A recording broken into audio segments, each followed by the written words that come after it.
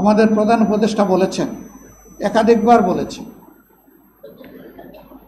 জাতীয় নির্বাচন তিনি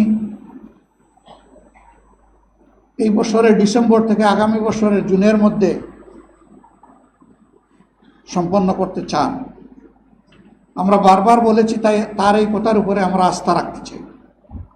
সম্মানিত ভাইয়েরা, সেনাবাহিনী আমাদের গর্বিত সেনাবাহিনী। ইতিহাসের গুরুত্বপূর্ণ বাঁকে তাদের অনেক মর্যাদাপূর্ণ অবদান রয়েছে।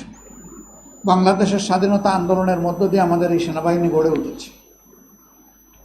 কোনোভাবে কোনো কার্যক্রমের মাধ্যমে, কারো কোনো পদক্ষেপের মাধ্যমে আমাদের এই গর্বের প্রতিষ্ঠান বিতর্কিত হোক, এটা আমরা চাই না।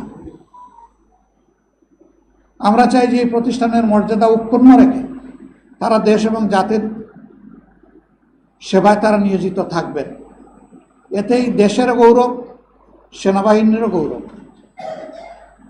আমরা আমাদের সেনাবাহিনীকে সেই গৌরবের জায়গায় রাখতে চাই এবং এই জায়গা কেউ ক্ষতিগ্রস্ত করবেন না, সেই দিকে আমরা আশা রাখতে চাই।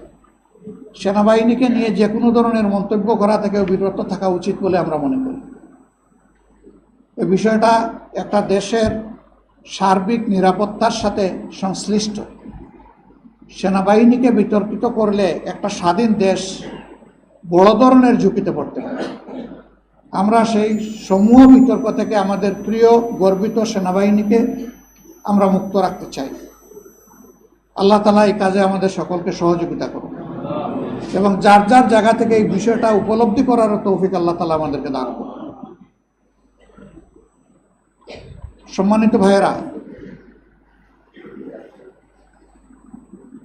আজকে পরিবর্তনের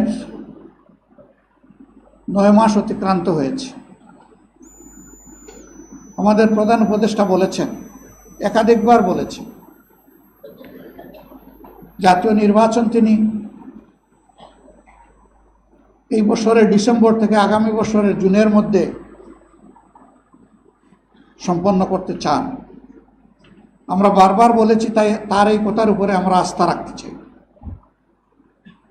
এবং আস্থা রেখে এটার জন্য আমাদের বিবেচনায় সুইটেবল টাইম কি হতে পারে আমরা সেইটাও ফ্লেক্সিবলি বলেছি। আমরা তাকেও বাধ্য করতে চাই না। আমরা কেন বাধ্য করতে যাব? কারণ তিনি তো সকলদের দ্বারা সমর্থিত।